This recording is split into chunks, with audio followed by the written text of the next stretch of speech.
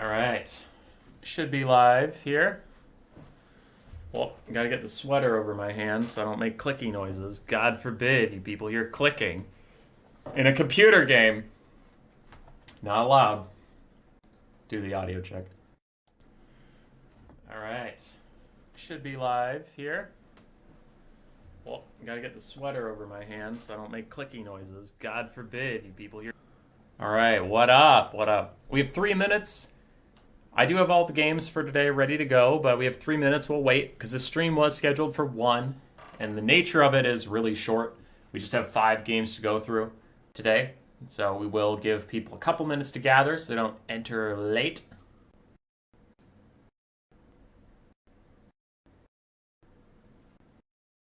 Thanks, Art Splash. Thanks. Cuten's here too. Oi, oi, oi, oi, oi, oi. 2 minutes left. And then we will get into it in earnest.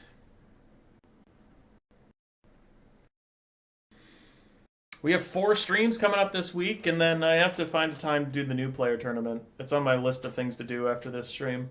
So there will be a new player tournament as there is every week. Just been a little bit busy getting things ready for the move and whatnot, so I haven't posted it just yet. But we'll get there. Gosh dang it. Gosh malarkey. We'll get it done. Koala Duck in here representing the wrong team. That's cool. You're allowed to be wrong. That's fine.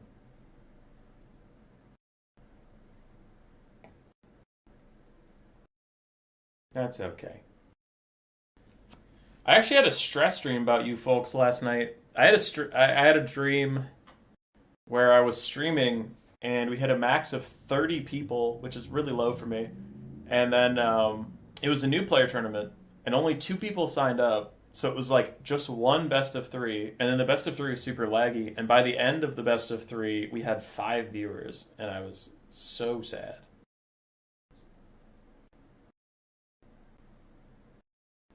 I love how there is quite a few art of Elf Batman, but no one plays him. Yeah, Eltharion's popular because he's not meta.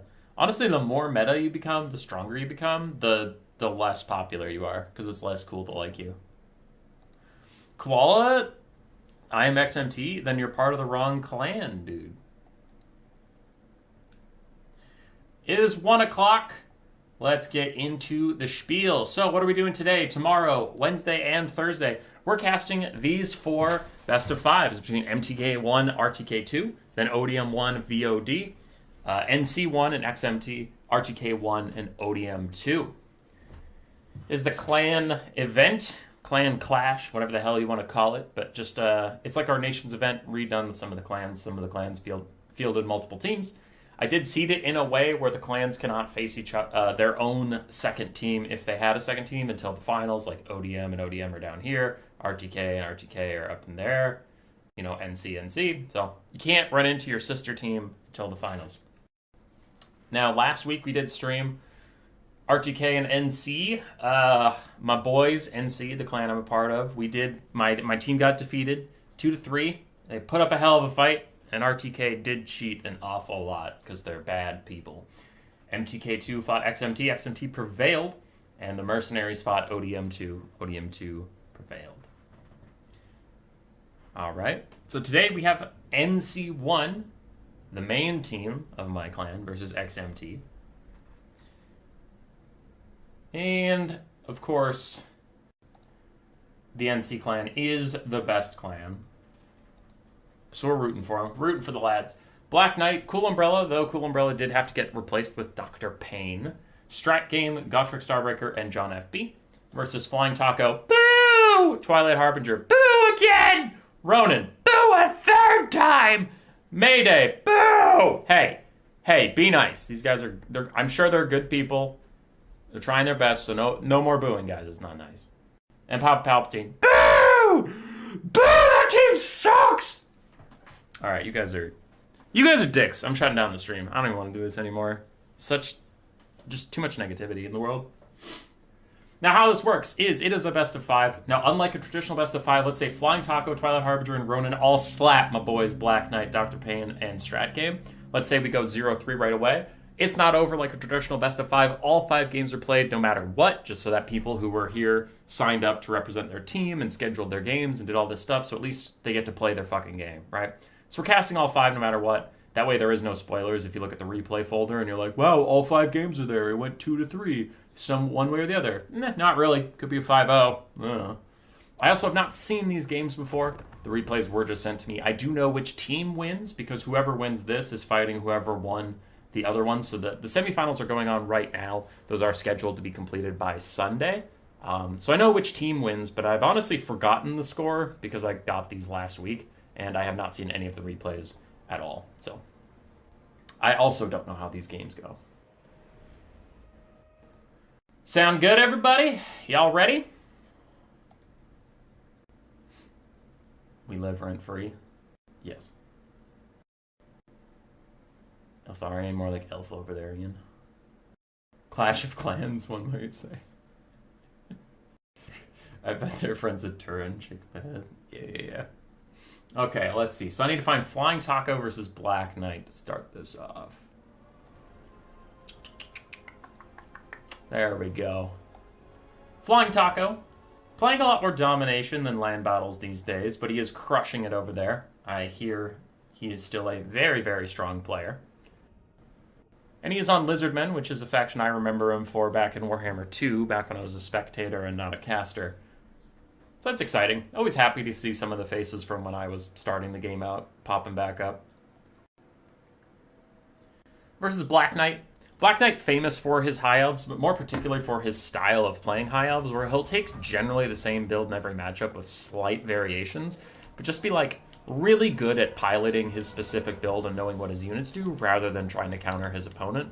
It is a unique way of playing. He can suffer at the super high levels of play when everybody is playing at like a 10 out of 10 on the battlefield, so your strategy coming into the game matters a lot more. But it fares well against players that aren't 10 out of 10 players, because then like he can just outplay them on the battlefield with his very well-rounded build. So, you know, he'll do okay here. It depends on if Flying Taco is up to date on the land battle stuff, because if he took a suboptimal build, which I haven't actually looked at his build, Black Knight could punish it pretty bad. But let's get into it, huh? For Black Knight, he has Imric, his boy. He used to take Imric before Imric was even any good back in Warhammer 2, so he's not just being a meta slave. We have 4 Illyrian Reavers, 2 Dragon Princes, a front line of Spearmen, back line of Archers, and a Life Mage with just Earthblood on foot. On the other side, for the Lizardmen of Flying Taco, we have Skink Cohorts and Chameleon Skinks, Star Chamber Guardian, Temple Guard ROR, Skink Cohorts, and Cold One Spear Riders, Ancient Salamander, and the Croxagore ROR, with a Mazdamundi on Zlak, with his Net, Apotheosis, and his 2 Crowd Clearing spells. It's a fine Lizardman build. It's fine. I think Black actually has a good chance into this because of his cav superiority. Like, all of his cav should be able to gain battlefield dominance against these Feral Cold Ones and 1 Cold One Spear Rider. And there's not that much infantry he really has to churn through, so he should be able to get into a late game situation where his archers are safe. He still has spear support and his cavalry can hammer him. Flying Taco is relying a lot on single entities, which hopefully Black Knight can just ignore. That being said, Illyrian Reavers take a trade with Star Chamber Guardians and Cohort of Waddle. That is not going to go well for them, and they do back off while the archers start firing in. They're trying to rampage these Feral Cold Ones into some spearmen like that, and then hoping the cavalry can punish them or something. Meanwhile, Chameleon Skinks getting killed off by Illyrian Reavers and spearmen running up to help out with this fight. High Elves, besides losing 1 Illyrian Reaver and a bit of a whoopsie, overall, they're feeling good about this setup so far. Their archers are in range, Imric is taking some poke, but he can get healed up with an Earthblood, and the High Elves are feeling alright. Ancient Salamander's even going to get shut down by Illyrian Reavers just for a little bit, but to stop the archers from taking any of that extra damage. High Elves taking a good fight on this bottom flank, already routed off Chameleon Skink, and they're going to take out these 2 as well, and then chase them as far as they like, so things are going pretty well. Flying Taco has a lot of forces in the north side of this fight, but they're not actually, like, involved in the battle too much, so it's not like they're beating the High Elves up there. In fact, the cavalry getting involved over here, but Overcasted Net of Amnatok plus a Ruination of City is going to go through these Dragon Princes. This could be a disaster for the High Elves if there's some good RNG on the Lizard side. But wow, saved by the bell, only 1 of the spikes actually went through the Dragon Princes. The other two went off into nowhere. That is very lucky. And now we have a banishment landing on these guys as well. They need to fall back. So there's 2 Illyrian Reavers here, one Dragon Prince. All of them are about half HP or falling.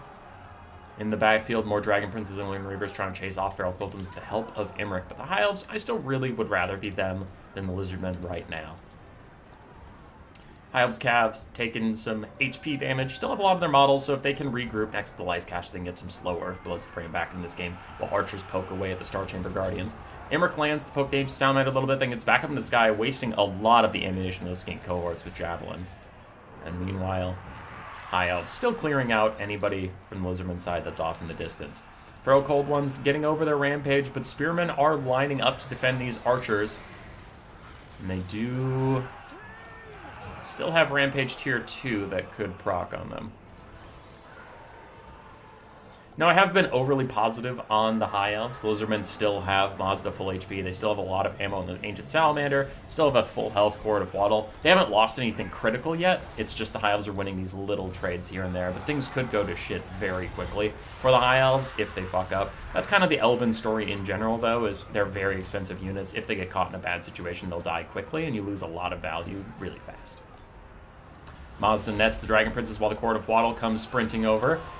Looks like they veer off because the net's wearing off anyway, and they might want to go get Imric. Nope, they're going back for it. Never mind, they actually do want the Dragon Princes. Net is gone, though, so Dragon Princes can opt out if they wanted to, while Imric continues to duel with the Ancient Salamander. In the backfield, the Archers still holding for now. Dragon Princes fighting Cold One Spear Riders. Skink cohorts are chasing down some of these Archers, but overall, the Archers are pretty healthy. We'll see what they can do. Imric is still trying to punish this Ancient Salamander, but a combination of healing and squirreliness makes that rather difficult. And the Dragon Princes are still doing all right. Earthblood is out for these other Dragon Princes and the Archers.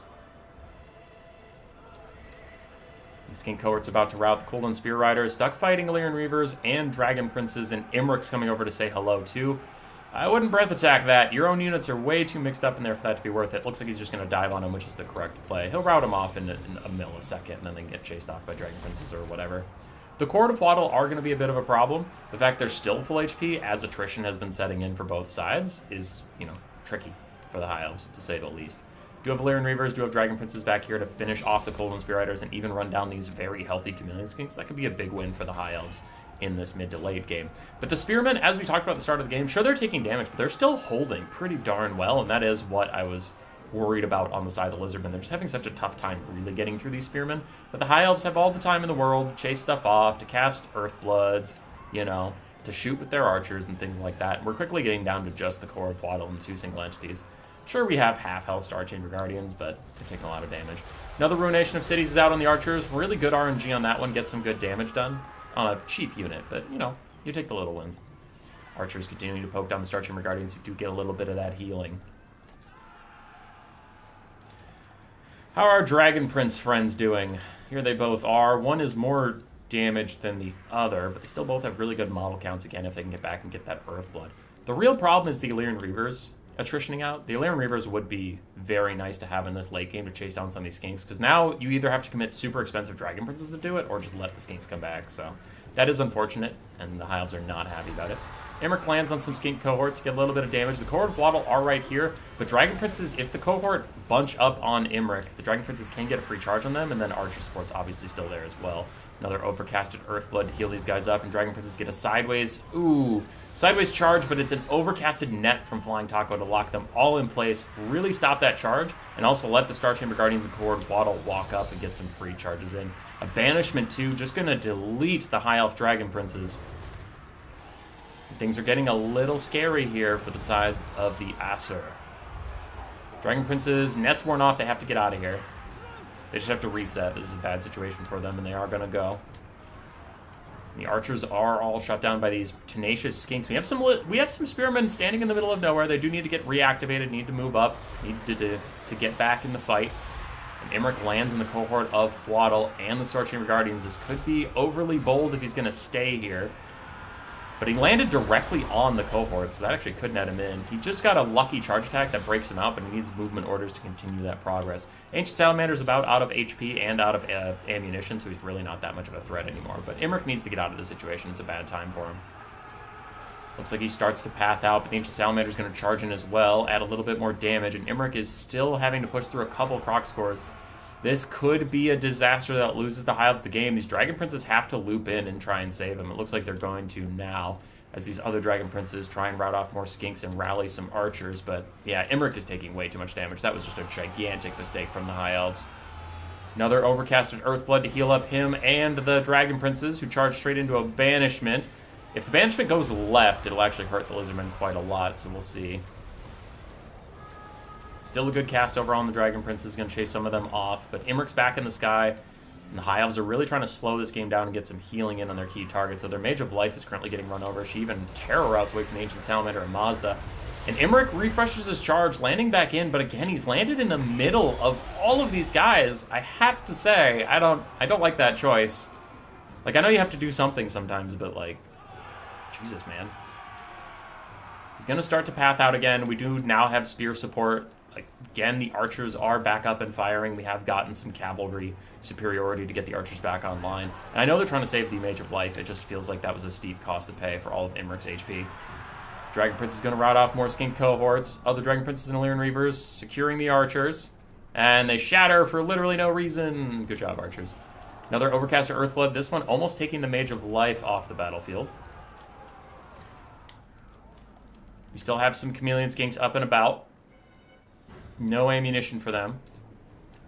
And all of the Archers are currently routing for one reason or another, though this one, the Ancient Salamander, smoked them pretty good. So the High Elves have to complete this game without Archer support, which is going to be tough to kill the Star Chamber Guardians. No breath attacks, no Archers, nothing. Hi, Rusty. Hey, Cyrus. How many games per set? 5 total.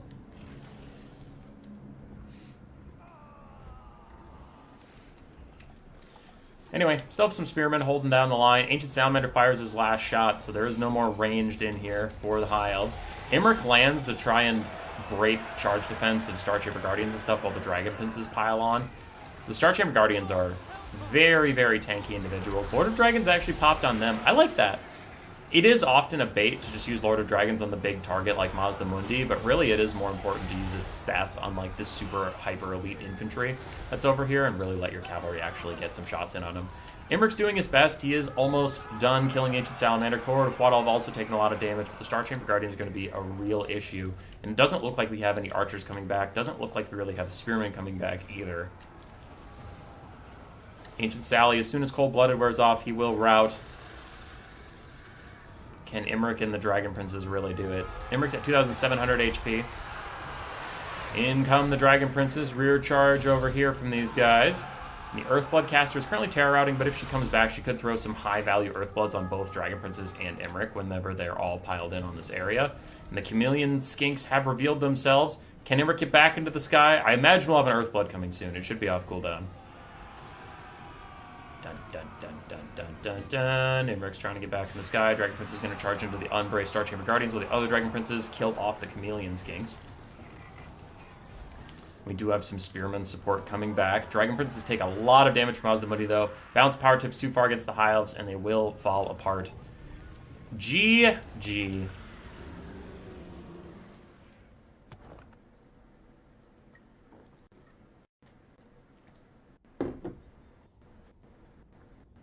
For Black Knight, Imric did fine. Dragon Princes did okay. He was a little too cavalier with the Illyrian Reavers and then didn't have them in the late game to really run down those Skinks, and then the Skinks harassed his Archers enough that they couldn't just sit and fire. So kind of a small series of mistakes cascading into a loss, not like any real big giant fuck-ups from Black Knight, but overall played it well. Taco just played a little better. And Lizardmen are a very scary, very powerful faction right now with the amount of healing that they have for their single entities and stuff. And the sheer cost effectiveness of their super cheap infantry is just wild. Like, Lizardmen are one of the stupidest factions right now. Oh god, why did they get across the board buffs for this patch? Why?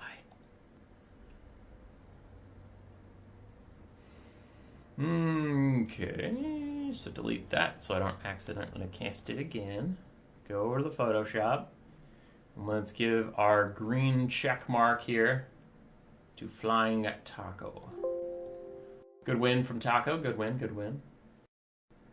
Next up is Twilight Harbinger versus Dr. Payne. There it is. Tzeentch versus Dark Elves.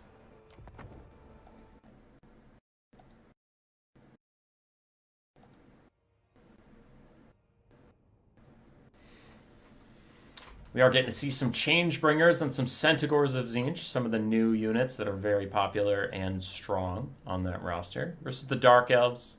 I've only seen this matchup once since the DLC, though it did feel very interesting. Felt like there was a lot of moving parts in play that were cool.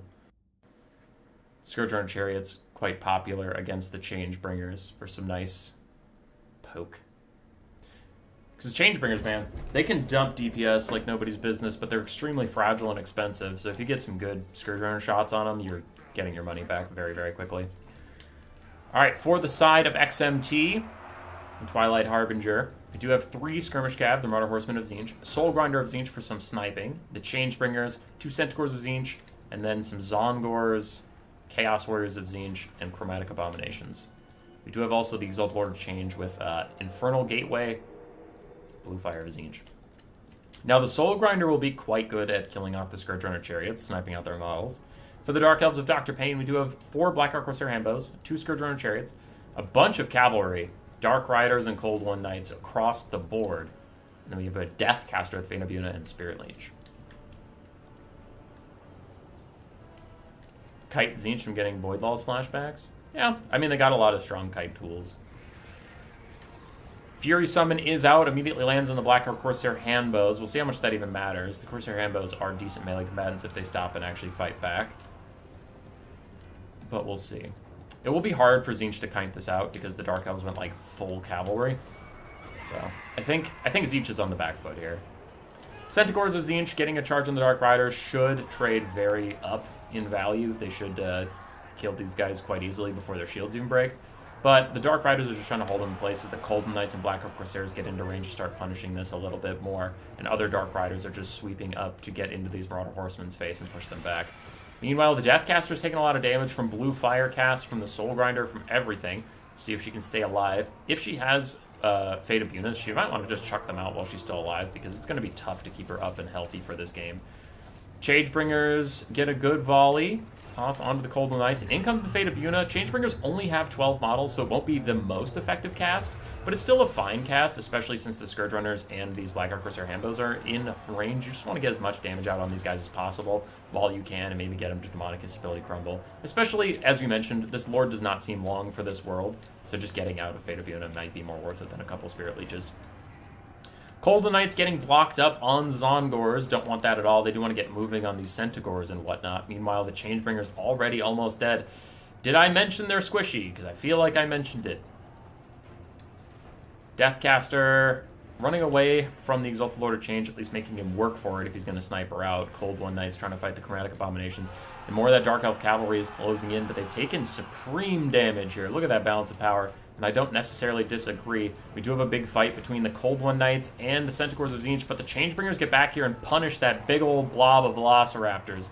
Gonna force them off, but the Changebringers themselves might start Demonic Instability crumbling. There it is. They will not rally. Scourge Runners have finished them off, and the Dark Riders are pinning Marauder Horsemen against the side of the map. But can the Dark Riders even hold on? They might. They have Murderous Prowess, which is a significant stat buff, so they might be able to push these guys right off the edge of the map, which would be huge. Centaurs of Tzeentch also starting to fall apart as these Cold One Knights, again with Murderous Prowess popped, and the Primal Instincts. They have a lot of extra stats that keeps them in this fight for just that little extra bit that they needed to get the Centaurs running. And the Kite of Twilight Harbinger did bring him back to the edge of the map, so he's pretty close to the sides where he can get pushed off regardless. Sorceress of Death is dying in the background. Looks like Marauder Horsemen got to her and dealt with her. Meanwhile, the Chromatic Abominations are close to dying off, so are the Chaos Warriors. Dark Elves teetering on the edge of army losses, but I have to think they have a little bit more life left in them. I understand where the army loss is coming from. We have a full health Soul Grinder, a full health Exalted Lord of Tzeentch, and stuff, but like I think that is a little overrated. The Dark Elves have a lot of bump and grind left in on them. Both those Marauder Horsemen in the corner are dead, like we talked about. Centaurs of Tzeentch did manage to rally before getting off the map. These Cold Knights are overcommitted on the Zongors. No one cares about that. You need to go kill the Centaurs before they get a free charge on your rear. Infernal Gateway is here, and that damage might just tip us into army losses, losing that Black Arc Corsair Handbow. Scourge Run Chariots are trying to damage the Soul Grinder, and the Dark Elves really just fighting to not army loss, but there it is, regardless of their wishes.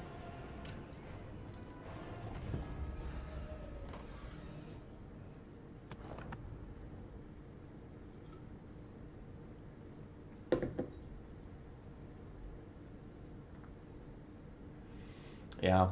I think the balance of power was a little overeager. I think Twilight Harbinger was up, but I don't think he had won just yet, because like the Soul Grinder did most of its sniping, and then it was running out of targets. The Black Arc Corsair Handbows were what I was most worried about for Tzeentch and the rest of that game, but the balance of power just decided it was over. For Dr. Payne, his Deathcaster went a little too aggressive too quickly and got sniped out real fast. Fate of Being on the Changebringers was okay in desperation, but I really would have liked them play that a little bit more slowly. Fate of Bina, the Centaurs of Tzeentch, and then your opponent has no mobility left, and you can cycle charge for free with your Coldland Knights, but they just kind of all committed at the same time, and Tzeentch sniped out their lord immediately, so the Dark Elves' leadership faltered, and they didn't have Fate of Binas and stuff, so it was pretty brutal. Hey, Tequila Sunset. I think the Dark Elves had the tools. They just got a little impatient with them. Which, I'm not trying to say that they should take a super long game. They had a rush build and they're facing a kite build, right? I'm not trying to be an idiot. The Dark Elves don't want to like super cheese that game out and make it really long. But they went too fast and they tripped over themselves a little bit on the way up. It wasn't like micro mistakes. It was just, like I said, I mean, their caster ended up getting sniped right away where it's like, you could run forward with the Black Arc Corsair Handbows, and then the Dark Riders follow up a little bit later, and the Cold Knights follow up the Dark Riders, and then your Lord comes last, but everything went at the same time, and like, yeah, it was rough. All right, 2-0 start to XMT, feeling pretty good for themselves. Can NC do the reverse sweep? Or is this shit Ogre Kingdoms? Let's see, we have Ronin and Strat game. Ah, more Dark Elves and Lizardmen. Let's go. Let's go. Ronin piloting the Dark Elves. Strat game on Lizardmen.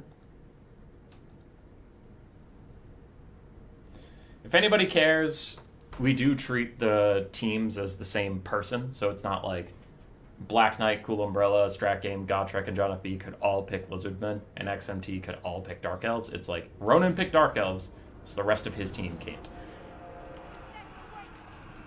For the Dark Elves of Ronin, we have a Supreme Sorceress of Dark with Soul Stealer.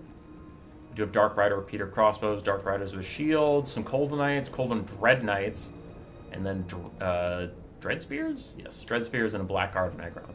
For Strat Game and the Lizardmen, the final hope of NC if he loses here. The other two games are just for honor. We have Croxagors, Feral Cold Ones, a front line of Skin Cohorts with Javelins, the cohort of Waddle, Sacred Croxagor ROR. I thought I saw 2 Ancient Sallies in here, and I did, and then a Life Salon with just Regrowth, and then his Bound Banishment and Bound Blood Statue of Spite. Cold and Dread Knights charging in, but they'll get countercharged by Croxagors, hit with a Blood Statue of Spite, and they might take some darts in the back as they go. Other skinks also getting run down, but Dark Elves throwing out a very early Soul Stealer to punish a blob of Lizardmen. We'll see if he has Strat Game might have a shield of the old ones he can throw down and just mitigate some of this damage that's coming his way. It doesn't look like he's going to get it out in time. Either that or it's already on cooldown and I didn't see it from somewhere else. The Croxagors are taking a lot of damage in this fight because we have all these repeater crossbows and Scourge Runner Chariots shooting at them. Bound Banishment comes out from the Salon.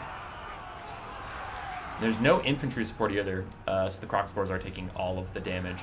Salamanders are trying to fire into these 3 blobbed up Dark Rider Peter crossbows. The Peter crossbows aren't firing as much as I would have thought. Now they're getting some shots off, but I wonder if there's some minor obstruction, either from themselves being so piled up or from their giant Dragon Lord being in the middle.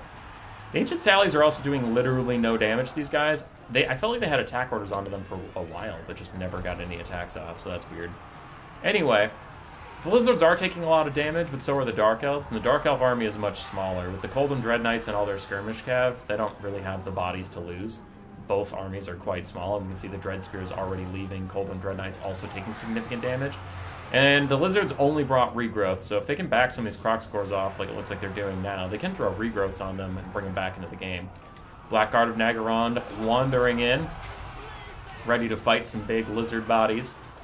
And the Ancient Salamanders, one of them at least, is already shooting at the Blackguard. The other one is just up in the fight. He's a little too close for comfort. We do have some Scourge Runner Chariots actually committing to the melee fight, which might be a bit of a mistake. Breath attack plus the repeater crossbows all focusing down the Cohort of Waddle, who are fighting against the Blackguard of Nagaron. Something needs to be done about this. Coldham Dread Knights are getting massacred, but the Blackguard are mostly holding on just fine. Ancient Sallies are both chillin', Lifeslawn is chillin', and the Dark Elves' Murderous Prowess is popped.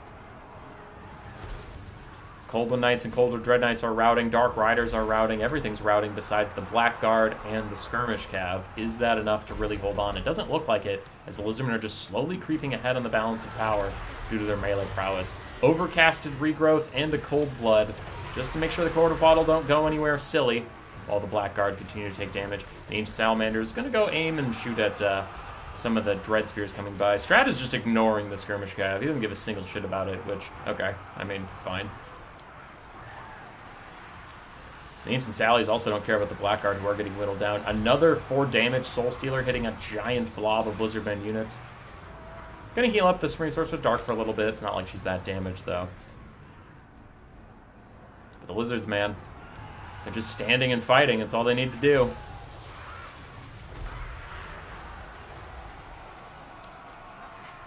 What up, Ronan? Second bound banishment goes through the Dark Riders. Some of the Dark Riders have taken significant damage. The Blackguard, 0 leadership, just about to break. There they go. This is Supreme Sorceress of Dark is diving around, trying to do stuff, but it seems like the Lizardmen are just ignoring her overall. They don't care. Dark Rider Peter Crossbow still firing in to the Cohort of Waddle. Heal cap is in sight for these guys. They do have 15% missile resistance, but the Croc scores in general have just been tanking all this missile fire. And they're not looking too hot, to be fair. They've taken a lot of damage. So have the Dark Elves. You have half-health Dread Spear left, another almost dead Dread Spear. Let's see if they can hold on. Another Regrowth is coming in. Is it for the Cohort of Waddle again? Another Overcast Regrowth just for the Cohort of Waddle. Dark Elf Dragon Lord trying to fight the Ancient Salamanders and all these Skinks and the Slants. Not really going her way. She's a spooky, scary dragon lady, but she's not Malekith. Her melee stats are a little lesser than that of a Dragon Lord you might expect. She's an okay duelist, but not, like, incredible. It's not like landing her on 2 Ancient Salamanders and some infantry support is going to go well for her. Croc scores are getting terror-routed off. The Dark Elves really trying to fight back in this one, but similar to the Tzeentch game, the balance of power is about to decide the game against them. And while I don't disagree, this one I think is a little more one-sided at the moment. Army losses might be appropriate. Because how much... Oh, yeah, that'd do it. The Ancient Salamanders have so much ammunition they can counterfire against the Dark Riders all day. If the Ancient Sallies were about out of ammo, then I'd think that maybe the Dark Elves could kite this out, honestly. If they focus fire. Because they could shoot the Cohort of Waddle, who are about heal capped. Or they could shoot the Slann, who, you know, can only heal so much. And then from there, the Ancient Sallies probably lose to the Dark Elf caster on her dragon and whatnot, but... Blood Statue to Spite. Gonna poke down the Reaver crossbows. Another Reaver crossbow actually does rout. And that'll probably be army losses just from the amount of damage the Dark Elves are taking. Lizardmen win again.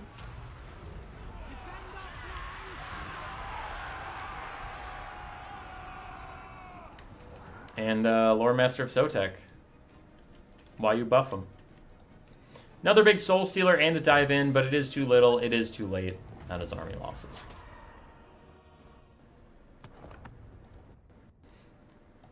Well played by Ronan.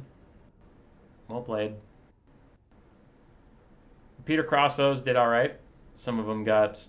One, actually, that's funny. One, like, paid for itself exactly. One did poorly and one did great. So in the end, they all just kind of did fine. Coldham Dread Knights got wrecked. For Strat Game, his build was good. He held the line. He slowly walked at them. And eventually all the elves were dead. Healing is strong. Lizards are strong. Together makes lizards super strong.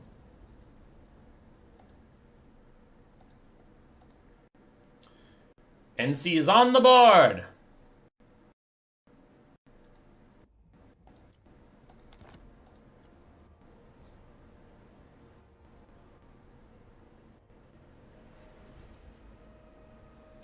Alright, we have Mayday versus Gotrek Starbreaker. Beastmen versus the Vampire Coast.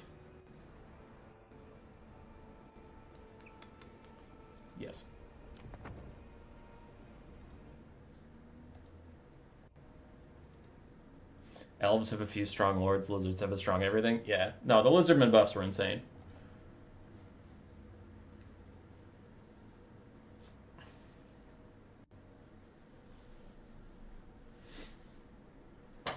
The Lizardmen buffs are profoundly unwise.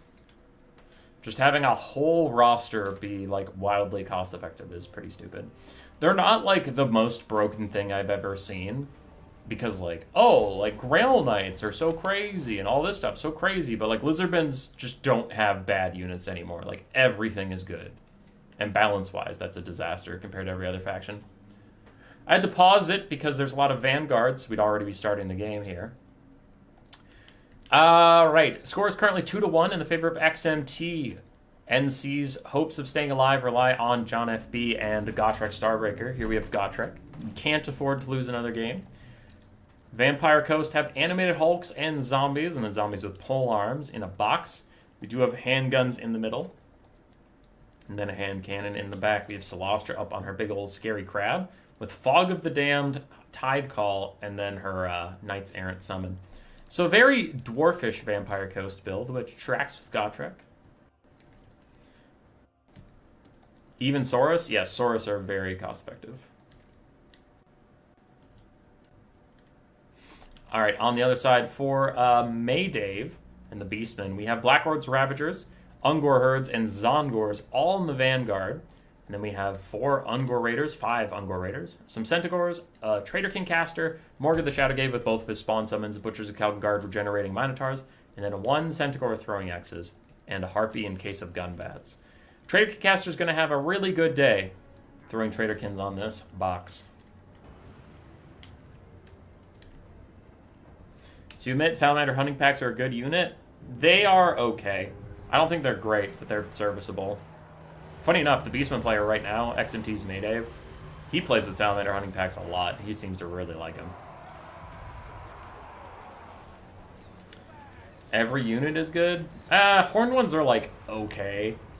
Chameleon Stalkers after their buffs are, like, okay versus Skaven and Vampire Coast and stuff, but you know what I mean. Alright, the Zongors took a lot of damage on the charge in and are already routing. They might be Tzeentchian Beastmen, but they're still Beastmen after all, routing off. Animated Hulks wandering out to harass some archers for a little bit. Though the archers, I don't know what the coasts are going to do about them without Celostra's summon. It looks like that is the plan. Is Celostra's going to YOLO it out here and just try and shut these guys down herself and stop them from firing in. Because the handguns will lose the duel with the archers.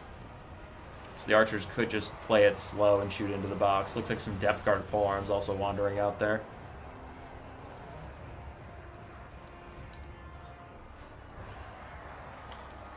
Alright, we already have Harpies going to route off soon. Front lines pushed back, so the Beastmen off to honestly a tough start, but in comes the first Chaos Spawn summon right on top of the handguns. What are the hand cannons going to do?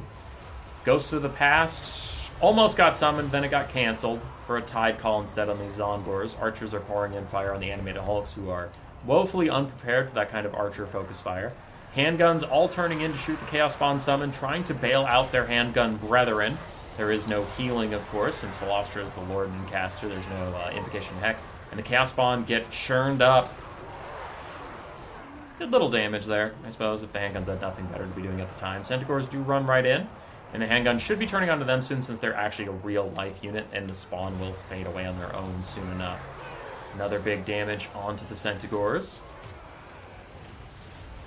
Coast doing okay so far. More Tide Calls getting thrown out, and Gotrek did bring the Kiss of the Deep lore passive, so he does have a map-wide mini Mortis engine going on whenever he casts a spell. It really is a tough lore passive to get a lot of use out of, but if you're going to just spam out Tide Calls, then it works.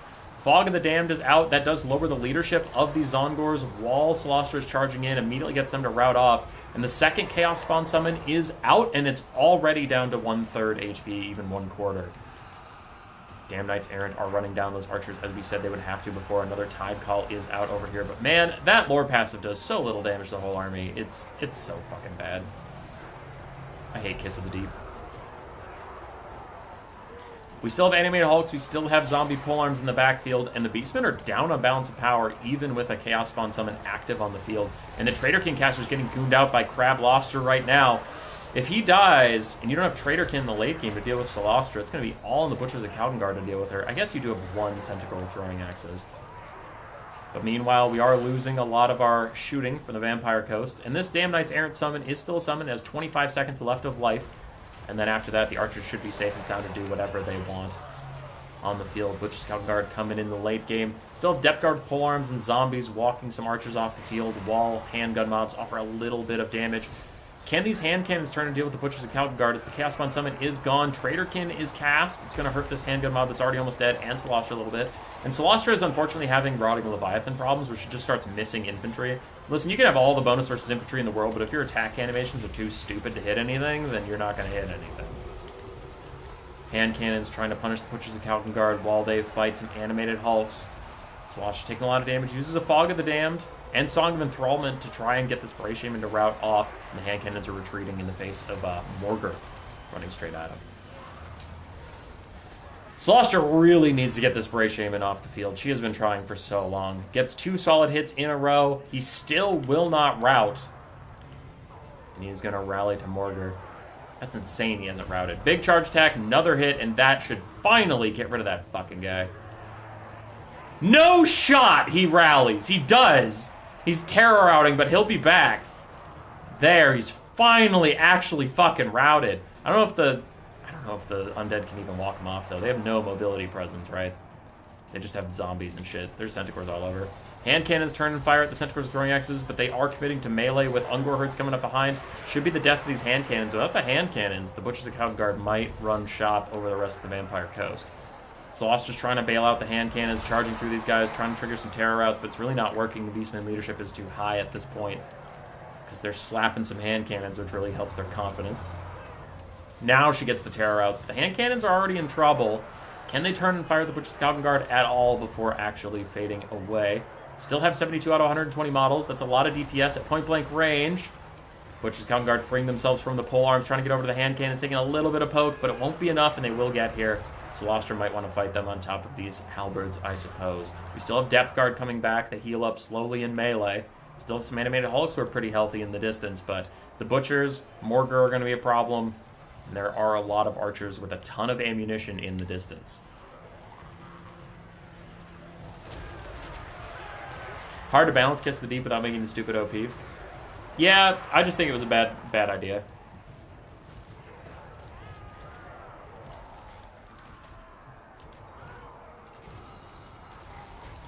Hand cannons do manage to rally with all the pole arms around. They are getting some more shots into the Butchers of Kalkengard. Another Tide Call gets terror routes off onto Blackguard's Ravagers and the Ungor herds. The hand cannons look like they're too low to rally, but they are just going to shoot at the Butchers of Kalkengard while they can. Slosh turning around to fight Morgur. She does have significant bonus versus infantry, I believe. 15, so that gives her a melee attack of 67 versus Morgur's melee defense of 45. So if she can get her shit together and actually figure out how to hit infantry characters, she'll be fine. Animated hulks might run over here and harass the Ungor raiders. And the Butchers of Kalkengard either have to take the time to go deal with those animated hulks instead of protecting Morgur, or he's going to lose all of his archers, so you can kind of put him in a rough situation. Centaur is just harassing around the back line, pretty darn low, but the hand cannons look like they'll just attrition themselves out through crumbling. And this is the late game that the Vampire Coast hates. When the enemy still has tattered archers running around, the enemy has regen and healing, and you're just slowly crumbling away. Celostra's last hope is to snipe out Morgur to end this game as the animated hulks run over, plus a Tide Call does rout off the Ungor raiders. So this is all of a sudden going pretty darn well. Can Celostra get good hits onto Morgur? The answer is no, because she's on a Rotting Promethean, and Rotting Prometheans are the fucking worst model in the entire game for some reason.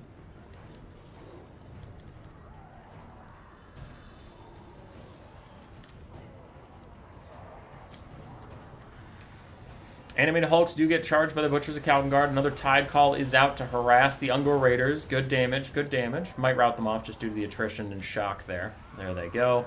More Ungor raiders routing. The animated hulks getting eaten alive by the Butchers of Kalkengard. Looks like zombie polearms going to try and help out. Centaur's going to rear charge these other polearms. Morgur's just chilling. And Celostra's inability to hit Morgur despite her overwhelming stats and getting charges on him constantly is really going to decide this game, man. Like, she is shitting the bed, and it's not Gotrek's fault. It's just like, wow, this mount option is bad. Uses Song of Enthrallment to lower his melee attack. Tries to swing at him, but can't figure it out. Does figure it out, and still fucking misses. There, she finally gets a good snip in. Meanwhile, Centaurs are throwing X's, are chucking in. Polearm still trying to fight the Butchers of Calvin. And if they can't snipe Morgar, they can't win this game. Archers are rallying in the distance. Zombie Polearms are trying to hold back the Butchers of Calvin, but they're getting kited away from now. And Solostra's still losing HP slowly but surely. Depth Guard spent a little bit of time fighting Morgar, and then they're going to back off. Frostworm is standing right there. I think the Frostworm is worse than the Rotting Prometheans for different reasons, but I think the Frostworm has better animations than this thing. The Rotting Prometheans are just garbage. The only thing that brings them back a little bit is that, you know, they have a giant armor and HP pool for Solostra, who otherwise is super squishy.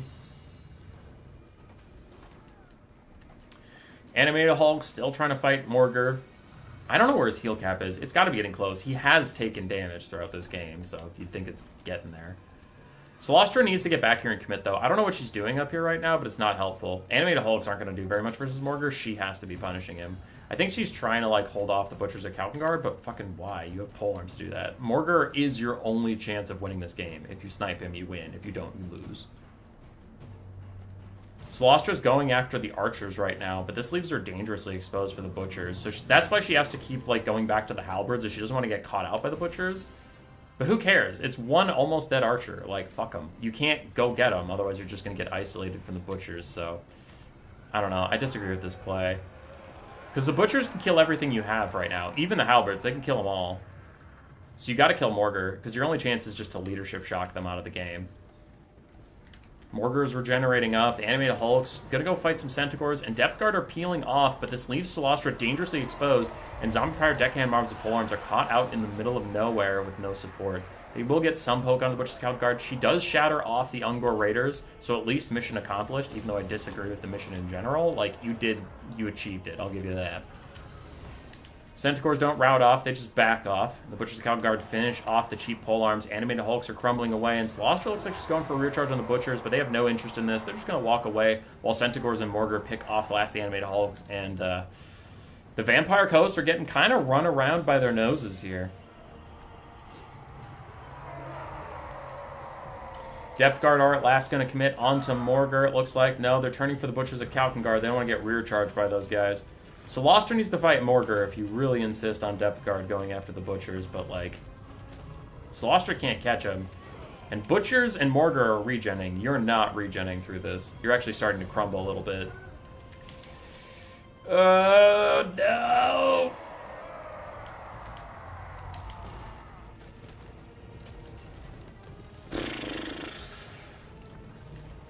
I think this is GG.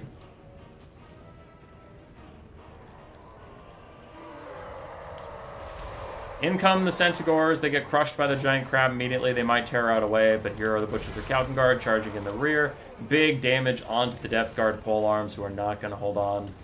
Not at all. They get crushed. Slosh will be alone, and that'll be GG.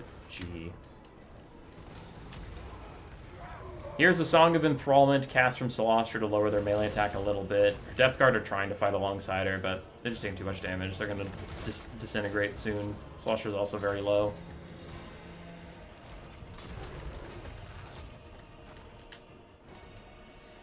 And GG.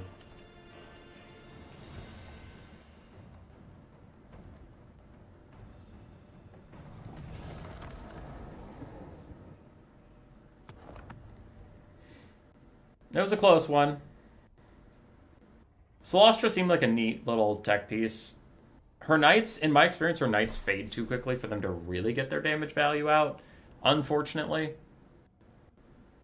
And then after that, she's just a bit overpriced for a caster. 3,900 value for her from all of her Tide Calls and Mortis Engineering the entire map whenever she casts a spell. Hand Cannons did alright. Handgun Mobs did alright. Animated Hulks did fine. Zombies did fine. Depth Guard really struggled. Looks like they got run around the map.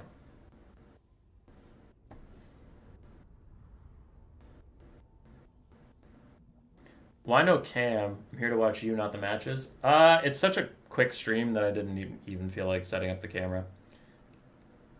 All right, it's 3-1.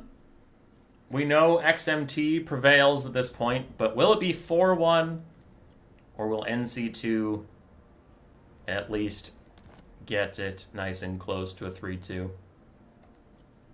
Pop Palpatine versus John FB to end it out for the day.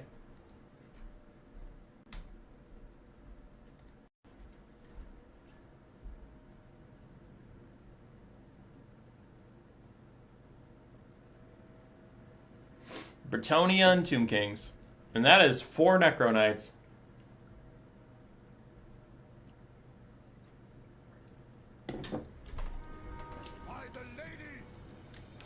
Alright, for Bretonnia, we have some Knights of the Realm, Peasant Mobs, Royal Hippogriff Knights, Knights of the Realm. We do have some Grail Reliques and some Archers. We also have a Damsel of Life with Awakening of the Woods and Regrowth. On the other side, for the Tomb Kings, some Skeleton Horsemen, Kepler Guard, Nehekar Warrior, and Skeleton Spearmen front line. Then we have 4 Necropolis Knights, 2 with halberds, 2 without. Katep with his Jaff's Incantation's Cursed Blades and Usurian's Incantation of Vengeance, plus, of course, the Lich Staff to reset your cooldowns whenever he casts spells. I know some of my clan members in NC really like Necropolis Knights. I think they are hot garbage, but sure. Bretonnia didn't bring 8 archers, so the Necro Knights might do okay here. It depends on the kind of situations they get. But I'm a little questioning of this Bretonnia build right now. They're losing the front line. They're going to lose the cav fight. Because 4 Necro Knights versus some random-ass Knights of the Realm. I don't know what they're going to do. We'll see. Battle Pilgrims fighting against the Kepler Guard. Knights Errant charging straight into Skeleton Spearmen. Unbraced, they get some good damage out, but they'll need to back off before the Necropolis Knights countercharge. Stay in the fight for a little too long. They do get the Necropolis Knights in at last. Can the Hippogriff Knights and Lewin find some good picks as the Necropolis Knights are sprinting straight back for the Archers, rolling through Peasants and Spearmen at Arms? And here comes a good fight. Archer's going to focus fire the Necropolis Knights while their Hippogriff Knights are on the other side, so unobstructing the Archers. That's going to be a really good pick for Bretonnia.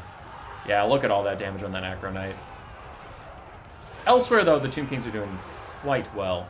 One Knight's Errant is already dying, a Knight of the Realm is taking a lot of damage. These Battle Pilgrims are getting rolled over, so the northern side of the fight is all Nehekara all day. But the southern side, where Lewin and the Hippogriffs are, one Necropolis Knight already crumbling took so much damage. We are also losing a Nehekara Warrior, and the Bretonnians took very, very little damage. A Skullstorm's coming out on top of the Peasant Mobs.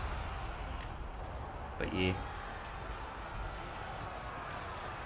Necropolis Knights under attack by Lewin. Sword of Corone lowers their armor down to 80 as these archers continue to punish them a little bit. The peasants are having a tough time keeping their bowmen alive.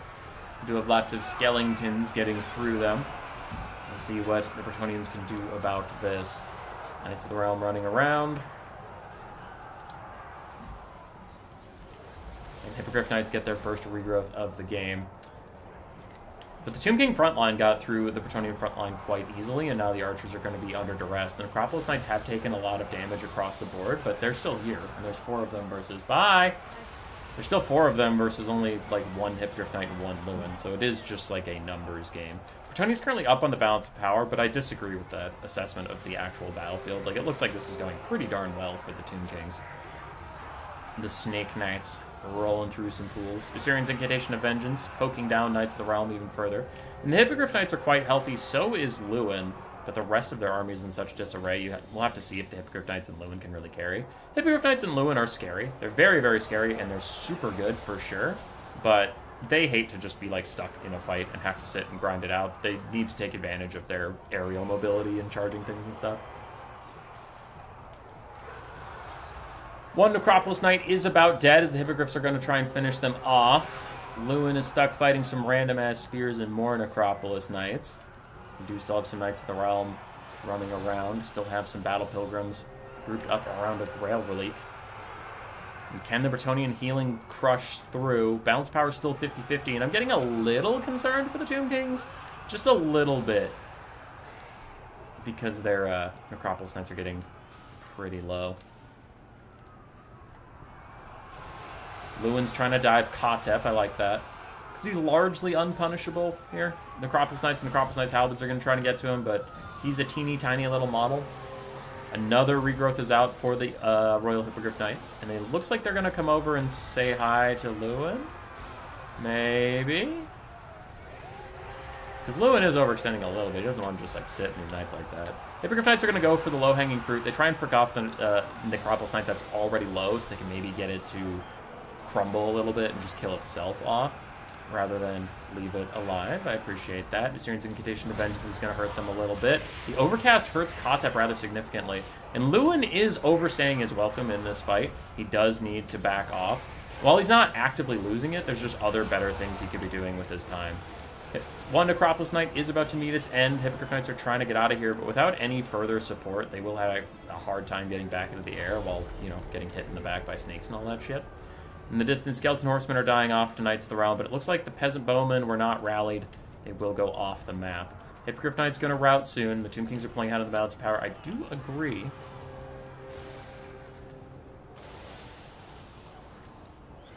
What could Tomb Kings bring instead of Necro Knights to counter Bretonnian Cav? Bone Giants get sniped by the Hippogriffs, right? I really, really like spamming out Ushapti Great Bows and Sporkle Stalkers. My build legitimately has 4 Sporkle Stalkers, 3 Great Bows. And you just like kite them like that. But yeah.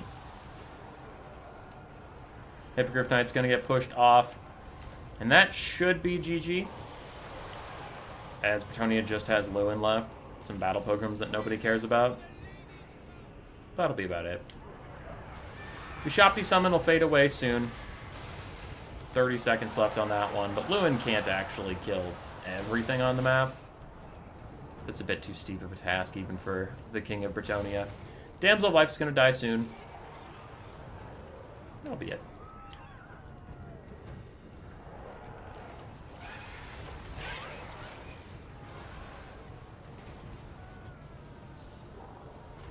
Bum, bum, bum.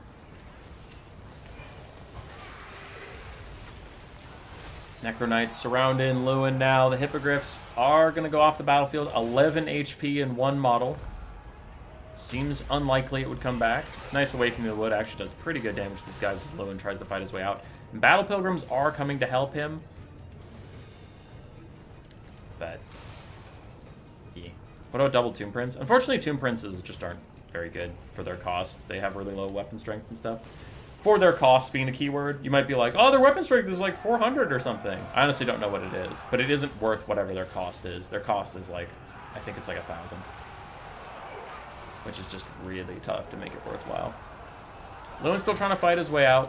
What I wouldn't give for a Dwellers Below right now, I know it's actually not probably the correct spell to bring in this matchup. Like, Regrowth has been doing really good work, but just like this situation, just a Dwellers right there would be so satisfying to watch.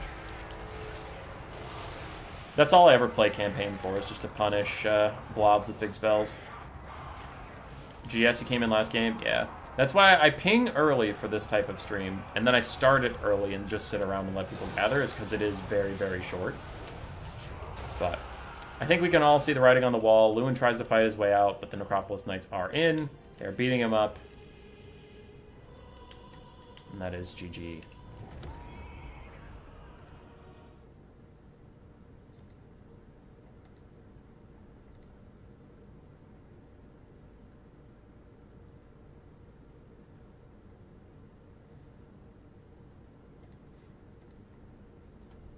XMT already won 3-1? Yes, but John brought it back to 3-2. So in the end, it was 3-2. If I had cast the games in an order that had the most suspense, you wouldn't have known coming this last game.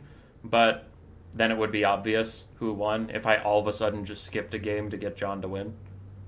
But in the end, it was a very close series, 3-2. Like I said, any one game could have changed the difference. Necropolis Knight build did pound Bretonnia. 367 value on that one Necropolis Knight that the Hippogriffs focused right away. The other ones did well, though. It's good for them. It was a lot closer from your perspective. Series was 1-2, and then Dave and Twilight both won. Yeah. Yeah. So that is a GG. Well done, John FB, to bring it back for honor. For honor for the lady. But not that lady. And both NC teams are knocked out at this point. Both of us went down swinging 2-3, but we did both lose. Well played to my clan mates. Good job, lads. Proud of you all. Some good games on the day.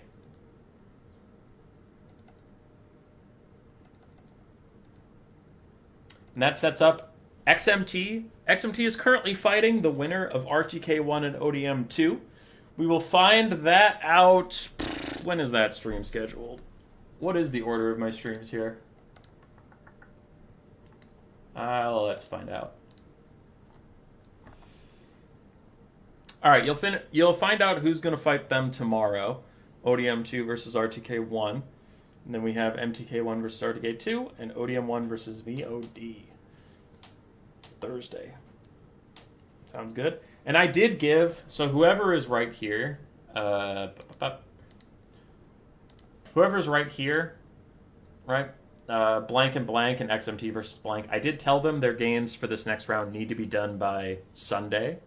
So by the time we finish streaming, ODM and VOD is the last stream of this week for Thursday. We'll be 3 days away from the semifinals being completed. So I'm hoping that there won't be such a long pause between the streams for this round as there was the very first round. It'll be like, all right, we streamed all 4 of these matchups over the course of this week. Cool. And then early next week, we do the semifinals, and then there'll be finals. Wrap it all up before April is the hope. But NC, the Night Crew, my beloved clan, are out of the clan war in general. Rest in peace, lads. You will be remembered. That's all I have. Leave me alone. Go away.